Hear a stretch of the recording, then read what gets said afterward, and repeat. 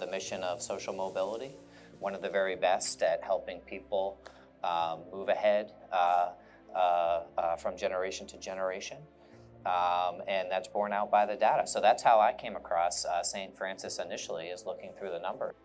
The lecture series began in 1997, which was a great start. We had Caspar Weinberger, who was the former Secretary of Defense, and we had such an incredible array of speakers that ranged from the literature, politics, business, that opens up an enormous mindset for young people to just see what is possible and where they can aim for themselves.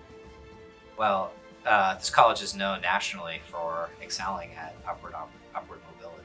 So it's really one of the best nationally at taking students from all backgrounds and helping them get ahead and helping them achieve their dream.